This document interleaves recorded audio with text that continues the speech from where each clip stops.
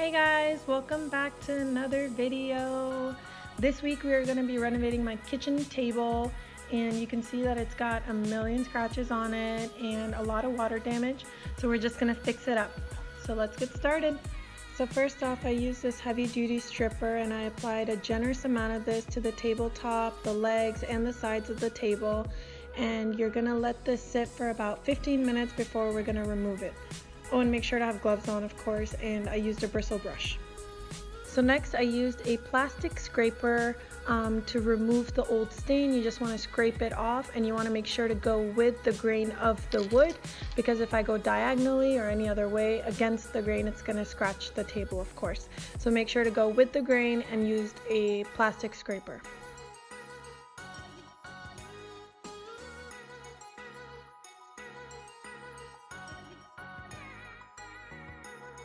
So after majority of the stain has been removed, you can see that there's still patches of stain left. So I went back with my heavy duty stripper, applied it to only those areas, and I'm going to use a steel wool that I got from Lowe's. I have it written in the description box, the type that I used, and you want to go with the grain of the wood and just gently scrape that remaining stain out until all the stain has been removed from the tabletop.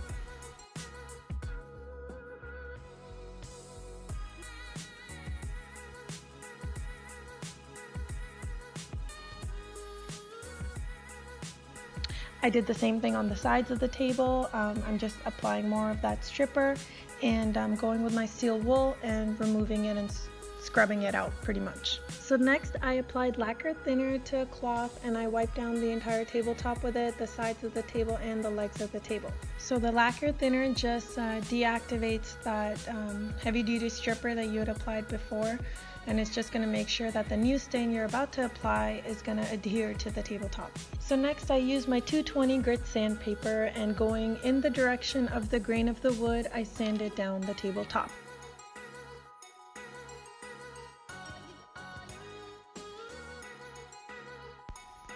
Next I applied the pre-stain conditioner using my foam brush to the tabletop, and you're going to let this sit for anywhere between 5 to 15 minutes, and we're going to wipe it off, wipe off whatever didn't get absorbed into the wood with our cloth later on. So next, the color I picked for the table is dark walnut, and I'm just using my foam brush and applying a coat of it, one coat, to one section of the table. So you can leave this stain anywhere from 5 to 15 minutes and then you can wipe it off. I only left it on for about 6 minutes because I'd never worked with this color before. I didn't know how dark it was going to be. So after about 6 minutes I wiped it off using a cloth, and I'm going in the direction of the grain of the wood and just wiping off any of the excess stain.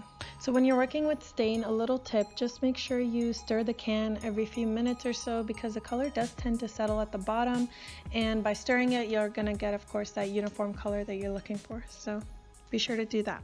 So after the first coat of stain had dried, the next morning I'm just using my brush again and applying the second coat of stain, and this time I'm not letting it sit for any amount of time. I'm just going to apply to a small section of the table, and I'm going to immediately wipe it off with my cloth.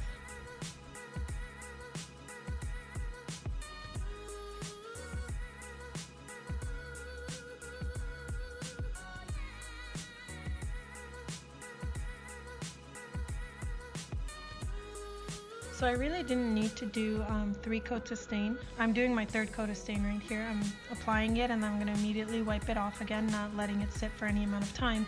But if I had just let that second coat of stain sit for like maybe 5 minutes and then wiped it off, I probably would have gotten the same look that I'm going to get with the 3 coats, but I didn't know what it would look like, so that's why I just worked slowly instead of just doing the 2 coats and having the color turn out too dark. So next I'm going to apply the polyurethane to the tabletop, and I did the clear gloss finish. I'm going to use a quality brush to apply it, and you want to go, of course, once again with the grain of the wood when you're applying it.